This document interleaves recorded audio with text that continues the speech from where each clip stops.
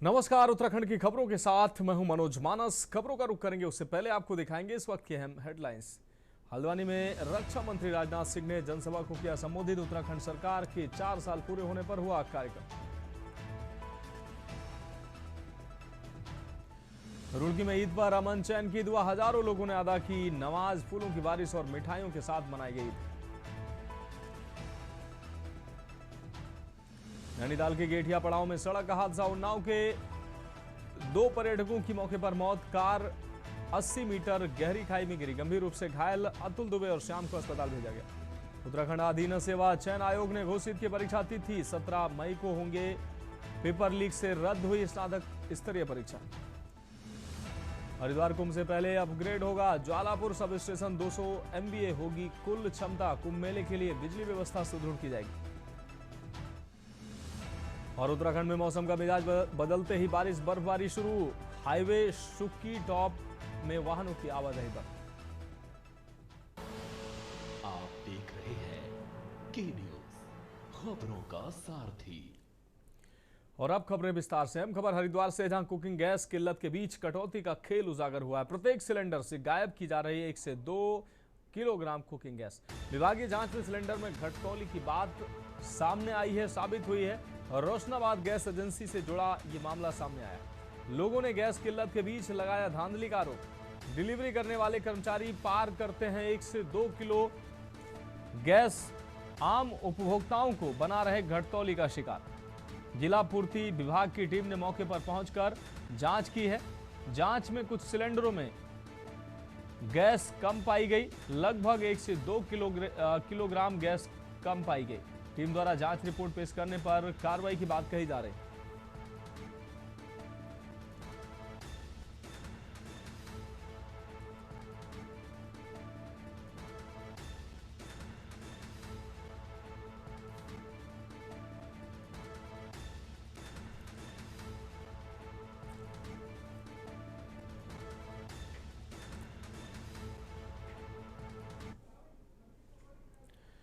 अब बढ़ेंगे अगली खबर की ओर। खबर देहरादून से, जहां जिला मजिस्ट्रेट सविन बंसल द्वारा शुरू की गई नंदा सुनंदा योजना अनाथ और वंचित लड़कियों को वित्तीय सहायता और मुफ्त उच्च शिक्षा प्रदान करती है। डीएम सविन बंसल ने कहा कि उत्तराखंड सरकार द्वारा चलाई जा रही योजना का आज 14वां संस्करण था और अब तक 136 बच्चों को इसका लाभ मिल चुका है। आज फिर जिला प्रशासन द्वारा 10 बच्चों को 2,28,100 रुपए का चेक प्रदान किया गया। ये हमारा जो प्रोजेक्ट नंदा सुनंदा है, ये माननीय मुख्यमंत्री जी का संकल्प था कि अगर कोई पॉलिसी गैप्स रह जाते हैं तो डिस्ट्रिक्ट्स में वेज एंड मीन्स हमारे ऐसे नए इजाद होने चाहिए जिससे हम उनको फिल इन कर पाएँ।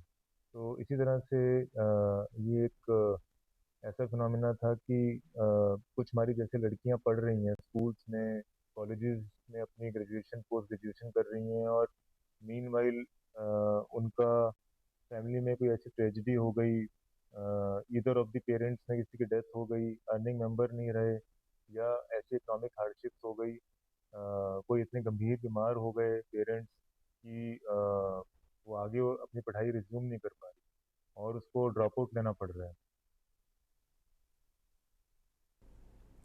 बढ़ेंगे अगली खबर की ओर। देहरादून के बसंत विहार क्षेत्र में लगातार हो रही वाहन चोरी की घटनाओं का पुलिस ने खुलासा करते हुए एक शातिर चोर को गिरफ्तार किया। आरोपी सुदन थापा को पुलिस ने चाय बागान क्षेत्र से पकड़ा है, जिसके कब्जे से चोरी की 3 स्कूटियां बरामद हुई हैं।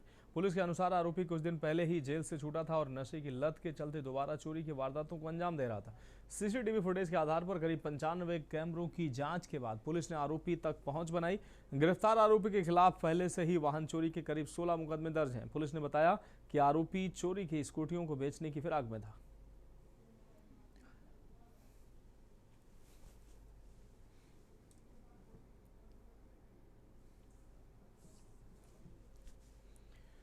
अब बढ़ेंगे अगली खबर की ओर। हल्द्वानी में धामी सरकार ने 4 साल के कार्यकाल पर आयोजित 4 साल बेमिसाल कार्यक्रम को संबोधित करने के लिए देश के रक्षा मंत्री राजनाथ सिंह पहुंचे। उन्होंने विशाल जनसभा को संबोधित किया और धामी सरकार द्वारा पिछले 4 सालों में उत्तराखंड में किए गए विकास कार्यों को जनता के सामने रखा। इसके अलावा राजनाथ सिंह ने मुख्यमंत्री पुष्कर सिंह धामी को धाकड़ धामी के साथ साथ धुरंधर धामी का भी नाम दिया। राजनाथ सिंह ने कहा कि कांग्रेस के समय कई घोटाले हुए, लेकिन भाजपा सरकार में घोटाला करने वालों की जगह जेल में है। इसके अलावा 4 धाम पर्यटन, मानस खंड corridor, AIIMS satellite centre, Jamrani बांध जैसे हजारों करोड़ की योजनाओं का जिक्र करते हुए राजनाथ सिंह ने कहा कि मुख्यमंत्री पुष्कर सिंह धामी के नेतृत्व में 2027 के विधानसभा चुनाव में भाजपा सरकार 2/3 सीटों से प्रचंड बहुमत के साथ सरकार बनाएगी। कार्यक्रम से पूर्व मुख्यमंत्री पुष्कर सिंह धामी सहित राज्य के कई कैबिनेट मंत्रियों ने राजनाथ सिंह का स्वागत किया।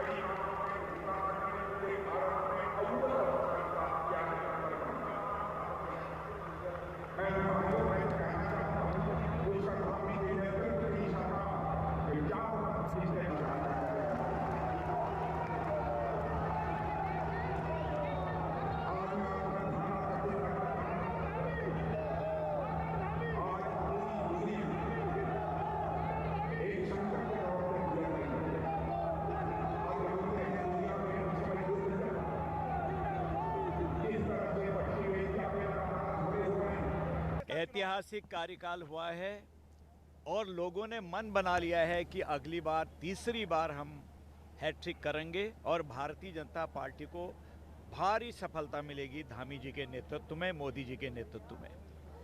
कहीं से कहीं तक कोई शंका ही नहीं है।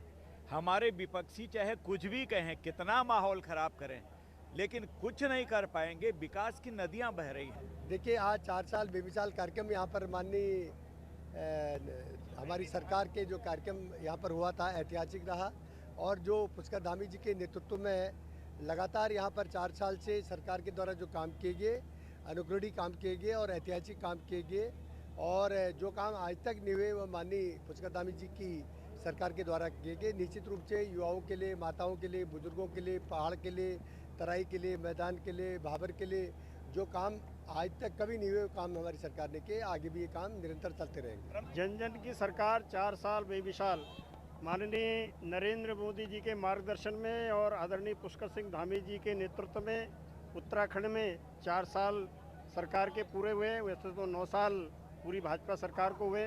इन 4 सालों में माननीय पुष्कर सिंह धामी जी के नेतृत्व में उत्तराखंड उत्तरोत्तर प्रगति की ओर है। उत्तराखंड आगे बढ़ रहा है।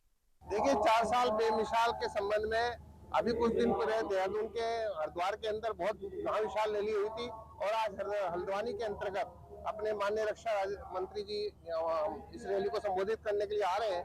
मैं आपको बताना चाहूंगा 4 साल बेमिसाल क्यों है। आज पूरे उत्तराखंड के अंतर्गत 27,000 से ज्यादा नियुक्तियां देकर आज भारत के अंदर जो राष्ट्रीय बेरोजगार दर है उससे 4% नीचे की दर उत्तराखंड की रही है। कि राजनाथ सिंह जी का लगातार भारतीय जनता पार्टी को और राष्ट्रीय अध्यक्ष के नाते से, और उत्तर प्रदेश में भी जब उत्तराखंड राज्य था तब भी मुख्यमंत्री के रूप में, और ये राज्य की कल्पना को पूरे जमीन में उतारने का काम आदरणीय राजनाथ जी, अटल जी ने किया। आज वही संवरता बनता उत्तराखंड जिस परिकल्पना को हम लोग सब देख रहे थे, उसी दिशा को तेज गति के साथ पुष्कर धामी जी के नेतृत्व में दोबारा से भारतीय जनता पार्टी की सरकार बनने के बाद 4 साल के जो उपलब्धियां हैं, बहुत सारे काम हैं, और इसके उत्साह के अवसर पर आए हैं। मैं बहुत बधाई देता हूं। आज पूरे देश के साथ साथ उत्तराखंड के पछुआ दून क्षेत्र में भी ईद उल फितर का त्यौहार बड़े ही हर्षोल्लास और अकीदत के साथ मनाया जा रहा है। मनाया गया है विकासनगर, हरबटपुर, सहसपुर, सेलाकुई और आसपास के तमाम इलाकों में सुबह मस्जिदों और ईदगाहों में नमाजियों ने नमाज अदा की। रमजान के मुकद्दस महीने के 30 रोजों के बाद आज शब्र और शुक्र का त्यौहार ईद मनाया गया। विकासनगर की मुख्य ईदगाह में हजारों की संख्या में मुस्लिम भाइयों ने एक साथ सफों में खड़े होकर खुदा की बरगाह में सिर झुकाया और मुल्क में अमन चैन की दुआ मांगी है। नमाज के बाद लोगों ने एक दूसरे को गले लगाकर ईद मुबारक दी। इस मौके पर जामा मस्जिद के इमाम और मस्जिद कमेटी का कहना है कि ईद उल फितर केवल पकवानों का त्यौहार नहीं, बल्कि ये भाईचारे और दान पुण्य का प्रतीक है। इस दिन फितरा यानी दान देने की परंपरा है, ताकि समाज का हर गरीब व्यक्ति भी खुशी खुशी ईद मना सके। ये दिन नफरत मिटाकर दिलों को जोड़ने का पैगाम देता है। वहीं त्योहार के मद्देनजर विकासनगर प्रशासन और पुलिस पूरी तरह से मुस्तैद दिखी। चप्पे चप्पे पर भारी पुलिस बल तैनात किया गया था। विकासनगर कोतवाली प्रभारी के नेतृत्व में पुलिस की टीमों ने भीड़ भाड़ वाले इलाकों और मस्जिदों के बाहर सुरक्षा का घेरा बनाया रखा। होली की शुभकामनाएं और ईद की मुबारकबाद बिना गले लगे दी नहीं जा सकती। और इसका उदाहरण हम देखने को मिलता है कि होली पे भी हम गले मिलते हैं, ईद पे भी हम गले मिलते हैं। और आप देखेंगे नॉर्थ ईस्ट में कितनी भयंकर जंग के आसार हैं, लोग मर रहे हैं। और हमारे मुल्क में, हमारे देश में अमन शांति है, और मैं समझता हूं कि इसी अमन शांति को और देश भी देखेंगे और भारत को एक उदाहरण के रूप में, अमन शांति के उदाहरण के रूप में, भाईचारे के रूप में दुनिया हमसे सीखेगी। जरूरी नहीं है कि टेक्नोलॉजी ही सीखी जाए, अमन कैसे लाना है, शांति से कैसे रहना है, भाईचारे से कैसे रहना है, इसकी तस्वीर भारत दुनिया को दिखाता रहा है और दिखाता रहेगा। सभी प्रदेशवासियों को नवरात्रे की शुभकामनाएं और ईद मुबारक। ये सबसे पहले तो मैं आपके चैनल के माध्यम से पूरे देशवासियों को, खासतौर से अपने विकास नगर के तमाम समस्त जितने भी यहाँ के निवासी है, हिंदू, मुस्लिम, सिख, ईसाई, सभी को ईद की मुबारकबाद पेश करता हूँ। और अभी आपने देखा होगा कि ये इतना खूबसूरत महीना है कि इसमें रमजान में जहाँ एक तरफ रोजे चल रहे थे, वहीं दूसरी तरफ होली का त्योहार भी था, जो कि सकुशल और बहुत खूबसूरती के साथ मनाया गया। वस्सलाम अला अशरफिल अंबिया वल मुरसलीन। सबसे पहले तो हम तमाम देशवासियों को, हिंदुस्तान वालों को और ख़ास तौर से अपने विकास नगर वालों को ईद उल फित्र की बहुत बहुत मुबारकबाद पेश करते हैं। और इस मौके पर हम तमाम को ये कहते हैं कि इस्लाम का हमेशा से ये पैगाम रहा है, भाईचारे का, अमन का। तो सब लोग इस खुशी के अंदर शरीक हों और सब लोग प्यार मोहब्बत के साथ ईद मनाएं। और फिर से हम अपने पूरे देशवासियों को ईद उल फित्र की बहुत बहुत मुबारकबाद पेश करते हैं कि अल्लाह रब्बुल इज़्ज़त ये ईद हम सब की ज़िंदगियों के अंदर, पूरे हिंदुस्तान वासियों की ज़िंदगियों के अंदर खुशहाली लाए, बरकतें लाए, रहमतें लाए, इनायात लाए। अब बढ़ेंगे अगली खबर की ओर। मां भगवती के पावन चैत्र नवरात्र चल रहे हैं। इसी बीच प्रदेश भाजपा की महिला मोर्चा द्वारा पावन नवरात्रों में शक्ति पूजन के कार्यक्रम प्रत्येक मंडल स्तर पर आयोजित किए जा रहे हैं, जिसका आगाज आज से कर दिया गया है। भाजपा महिला मोर्चा की अध्यक्षा रुचि भट्ट ने बताया कि नवरात्रि शक्ति की उपासना का पर्व है, जिसके चलते आयोजन को शक्ति पूजन का नाम दिया गया है। उन्होंने कहा कि ये कार्यक्रम भाजपा के 304 मंडलों में आयोजित किए जा रहे हैं, जिनमें मातृशक्ति द्वारा कीर्तन भजन को बूथ स्तर तक जाकर किया जाएगा, जिससे हर बूथ की प्रत्येक महिला इन कार्यक्रमों में भाग ले सके। उन्होंने बताया कि इसके साथ ही इन आयोजन में कीर्तन मंडलियों के बीच प्रतियोगिताएं भी की जाएंगी, साथ ही कन्या पूजन भी किया जाएगा। रुचि भट्ट ने बताया कि इन कार्यक्रमों में संगठन के वरिष्ठ सदस्यों द्वारा मार्गदर्शन भी मातृशक्ति को होगा और केंद्र से लेकर राज्य सरकार की योजनाएं क्या क्या हैं उसको बताया जाएगा, उसका लाभ कैसे उठाया जाए उसकी जानकारी दी जाएगी। ये आज 21 तारीख से ही हमने कार्यक्रम शुरू करें, क्योंकि ये नवरात्रे शक्ति का प्रतीक है और हमने इसमें इस कार्यक्रम को नाम भी शक्ति पूजन ही दिया है। और ये कार्यक्रम हमारे सारे 304 मंडल हैं हमारे, और 304 के 304 मंडल में हम ये कार्यक्रम कर रहे हैं।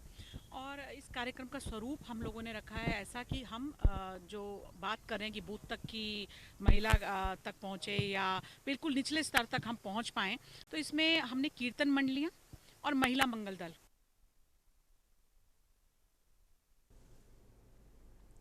और बढ़ेंगे अगली खबर की ओर। खबर हरिद्वार से है, जहां उत्तराखंड संस्कृति विश्वविद्यालय में राष्ट्रीय संस्कृत सम्मेलन आयोजित हुआ, जिसमें देश के इलाकों से 25 से अधिक संस्कृत भाषा के विद्वान शामिल होने पहुंचे।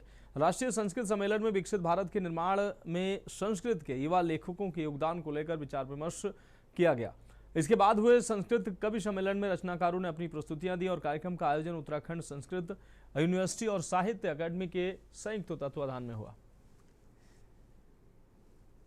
लोगों को ये पता नहीं है कि संस्कृत में भी आधुनिक काल में लेखन हो रहा है, और लोग इसे ये मानते हैं कि ये पुराने ज़माने की और बीती भाषा है। तो ये जो कार्यक्रम है ये प्रमाणित करने के लिए लिखा गया है कि आज का भी जो युवा है, जो संस्कृत पढ़ने वाला है, वो भी इसे लिख रहा है, और जो हमारे प्राचीन मनीषी थे उन्होंने भी वो भी इसमें लिख रहे हैं। और इसमें उत्तर से दक्षिण और पूरब से पश्चिम से पूरे देश से लगभग 25 विद्वान जो है बाहरी सहभागिता कर रहे हैं। भी युवा जो संस्कृत लेखक हैं उनके लेखन पर विमर्श का कार्य चल रहा है। अगली खबर देहरादून से है, जहां SCDC फाउंडेशन ने 4 धाम यात्रा 2025 पर अपनी report pathways to pilgrimage data insights challenge and opportunities जारी कर दी है। इस रिपोर्ट में 210 दिनों और 30 सप्ताह के आंकड़ों पर आधारित है। ये रिपोर्ट 14 ग्राफ्स के माध्यम से विस्तृत विश्लेषण किया गया है। रिपोर्ट के अनुसार 2025 में कुल 51,06,346 श्रद्धालुओं ने चारधाम यात्रा की, जो 2024 में पहुंचे श्रद्धालुओं की संख्या की तुलना में 6.4% अधिक है। वहीं वर्ष 2023 में पहुंचे श्रद्धालुओं की संख्या से कम है। करीब 72% श्रद्धालु शुरुआती 60 दिनों में ही यात्रा में पहुंच गए थे, इसलिए यात्रा की शुरुआत की जो अवधि है वो भारी दबाव में रही। रिपोर्ट में 86 शून्य श्रद्धालु दिवस और मानसून के दौरान यात्रियों में भारी गिरावट भी दर्ज की गई। हेलीकॉप्टर दुर्घटनाओं और मौसम संबंधी बाधाओं को बड़ी चुनौती बताया गया। एसडीसी फाउंडेशन ने सरकार से अपील की है कि रिकॉर्ड संख्या के बजाय सुरक्षा, सतत विकास और डेटा आधारित यात्रा प्रबंधन को प्राथमिकता दी जाए।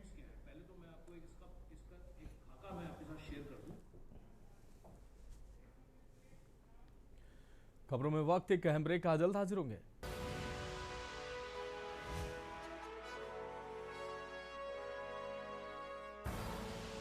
आप देख रहे हैं के न्यूज, खबरों का सारथी।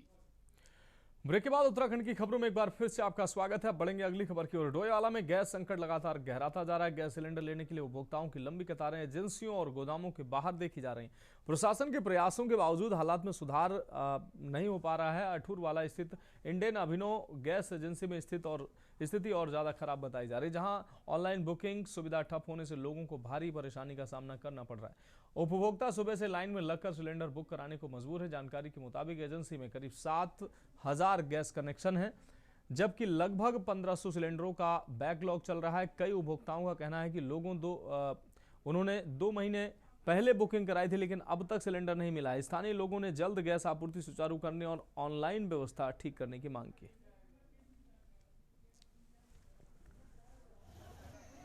मेरे पास जो है 7,000 कनेक्शन है। मेरा 1300-1400 का बैकलॉग है। गैस तो कंटिन्यू आ रही है। हाँ, लेकिन वो ये डीएससी वाला सिस्टम है, ऑनलाइन बुकिंग करो, डीएससी आएगा, जैसे डीएससी आएगा उसके 3-4 दिन बाद मिलेगी गैस। हफ्ता भी लग रहा है। ये लोग क्यों पैनिक हो रहे हैं? तो लोग तो ये सोच रहे हैं कि हल्ला गुल्ला करके गैस मिल जाएगी, पर ऐसा तो होगा नहीं। हम तो नियम के अनुसार ही चलेंगे ना, है ना। गोदाम से हम गैस नहीं दे सकते। यहाँ तो ये लोग तो घर पे घुस जा रहे हैं हमारे। सुबह 6 बजे से घर भी पास में होने के कारण मैं बहुत परेशान हूँ। ऐसे कि हमारी भी सुरक्षा कौन करेगा? गैस एजेंसी वाले की सुरक्षा भी कौन करेगा? गैस आ रही है, गैस आ रही है, जैसे डीएससी नंबर आ रहा है, उनको हम घर घर गाड़ियां भेजी हुई हैं।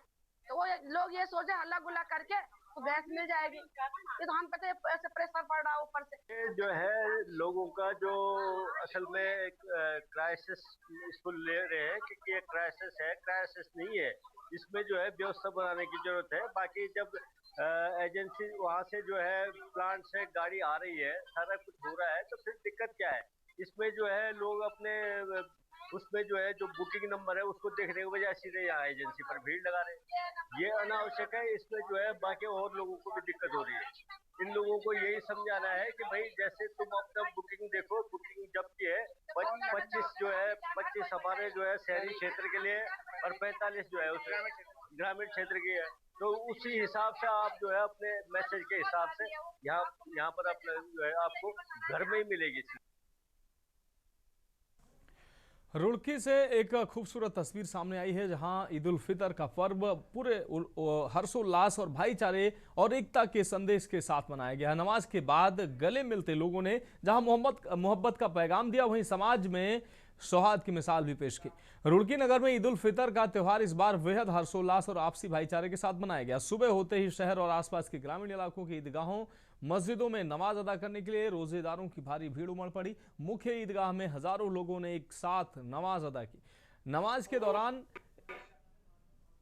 के दौरान का एक दृश्य भावुक कर देने वाला था, जहां हर कोई देश में अमन, चैन और खुशहाली की दुआ करता नजर आया। नमाज के बाद लोगों ने एक दूसरे को गले लगाकर ईद की मुबारकबाद दी और भाईचारे का संदेश दिया। बच्चों में भी खासा उत्साह देखने को मिला।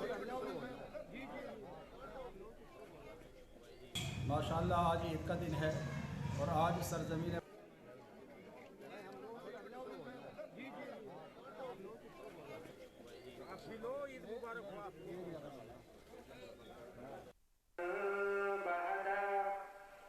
इबादत के बाद आज ये खुशी का दिन मिला है। तो सबको, हिंदू मुस्लिम सबको ये त्यौहार मिलजुल कर खुशी के साथ मनाना चाहिए। भाईचारे का त्यौहार है, इसको भाईचारे के साथ मनाना चाहिए। मैं सब साथियों के साथ इसीलिए ईदगाह पहुंचा हूं कि एक भाईचारे का संदेश जाए, क्योंकि दुनिया में अफरा तफरी मची हुई है। तो ऐसे मौके पर हम सब मिलजुल कर एक नया रास्ता, एक भाईचारे का रास्ता निकाल रहे हैं। ये अवसर ऐसा है कि इस समय नवरात्र का जो पूजा है वो भी चल रही है और साथ में ईद के मौके पर हम सब लोग एक दूसरे को उनके त्योहारों की बधाई देंगे। साथ में सबकी सब सुख हों, सब समृद्ध हों, सब आगे बढ़ें, सभी का कल्याण हो, यही सोचने के लिए हम सब लोग एक दूसरे के साथ खड़े होते हैं, एक दूसरे के त्यौहार को मनाने में उनके साथ खड़े होते हैं। तो पूरा हिंदुस्तान एक बनता है और हम एक साथ तरक्की के रास्ते पर चलते हैं और इसी रास्ते पर चलते रहें, बढ़ते रहें। सभी के लिए यही बधाई। बढ़ेंगे अगली खबर की ओर। हरिद्वार जनपद के लक्सर क्षेत्र में ईद उल फितर का त्यौहार हर्षोल्लास और आपसी भाईचारे के साथ मनाया गया। हरिद्वार देहात क्षेत्र में मुस्लिम समुदाय के लोगों ने ईदगाहों और मस्जिदों में भयंकर मस्जिदों में पहुंचकर नमाज अदा की। नमाज के दौरान लोगों ने मुल्क और कौम की तरक्की, उन्नति और पूरी दुनिया में अमन चैन के लिए दुआ मांगी। नमाज के बाद लोगों ने एक दूसरे को गले लगाकर ईद की मुबारकबाद भी दी और खुशियां भी साझा की। इस मौके पर मौलानाओं के द्वारा इमामों ने कहा कि ईद का त्यौहार प्रेम, भाईचारे और एकता का संदेश देता है। उन्होंने लोगों से शांति और सौहार्द बनाए रखने की भी अपील की। पूरे क्षेत्र में त्यौहार शांतिपूर्ण माहौल में संपन्न हुआ और लोगों में खासा उत्साह भी देखने को मिला।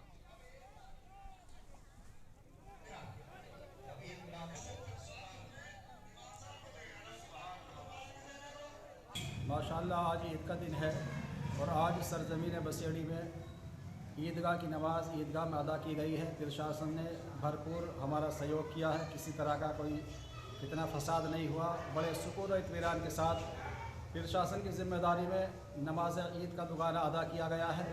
सब लोगों ने भाईचारा बनाकर ईद की नमाज अदा की है और उसके बाद में भी भाईचारा बरकरार रखते हुए लोग ईद की खुशी में एक दूसरे का सहयोग कर रहे हैं और एक दूसरे को मुबारकबाद पेश कर रहे हैं।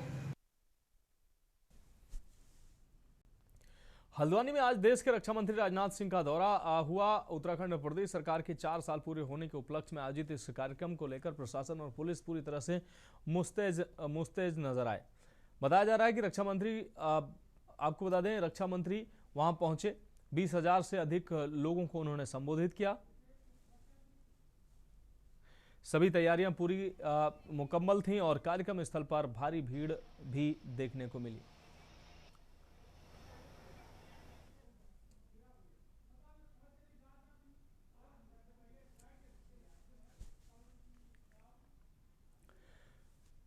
बढ़ेंगे अगली खबर की ओर। नैनीताल के गेठिया पड़ाव के पास एक दर्दनाक सड़क हादसा हुआ जिसमें उत्तर प्रदेश के उन्नाव से आए 2 पर्यटकों की कार 80 मीटर गहरी खाई में गिर गई। इस हादसे में मौके पर ही 2 पर्यटकों की मौत हो गई। कार में सवार अन्य व्यक्ति अतुल दुबे और श्याम गंभीर रूप से घायल हो गए, जिन्हें रेस्क्यू कर तुरंत हायर सेंटर भेजा गया। बताया जा रहा है कि 4 लोग अपने निजी वाहन से कैची धाम जा रहे थे, तभी कार अनियंत्रित होकर खाई में जा गिरी। सूचना मिलते ही नैनीताल पुलिस, SDRF और दमकल विभाग की टीम मौके पर पहुंची और रेस्क्यू ऑपरेशन शुरू किया गया। घायलों को खाई से बाहर निकालकर 108 एम्बुलेंस की मदद से अस्पताल पहुंचाया गया, जहां उनका इलाज किया जा रहा है। मैं अपने घर के पास बैठी हुई थी तो सामने से मैंने देखा एक गाड़ी सामने चट्टान से नीचे गिर गई। तो मैंने सभी लोगों को यहाँ पर बुलाया और सूचित किया। साथ में अभी SDRF टीम और 108 को इन्फॉर्म करके वो आ गए हैं और रेस्क्यू टीम चल रही है और इसमें से 2 की कैजुअलिटी बताई गई है और 2 सुरक्षित हैं। अभी उनको ऊपर लाया जा रहा है। बढ़ेंगे अगली खबर की ओर। खबर देहरादून से, जहां कैबिनेट मंत्री गणेश जोशी ने सहस्त्रधारा में आयोजित कार्यक्रम के दौरान रायपुर ब्लॉक के आपदा प्रभावित गांवों सेरा गांव, कारलीगाड़ और कनौड़ा के 110 परिवारों को 87 लाख से अधिक की आर्थिक सहायता राशि के चेक वितरित किए हैं। ये कदम प्रभावित परिवारों के पुनर्वास और आर्थिक सुदृढ़ीकरण की दिशा में एक महत्वपूर्ण प्रयास है। मंत्री गणेश जोशी ने कहा कि राज्य सरकार लगातार महिलाओं के सशक्तिकरण, ग्रामीण स्वरोजगार और पुनर्वास के लिए काम कर रही है।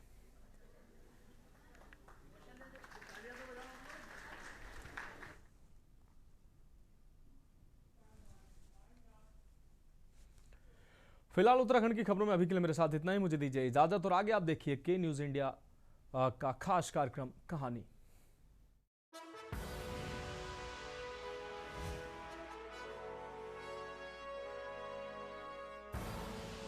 आप देख रहे हैं के न्यूज, खबरों का सार।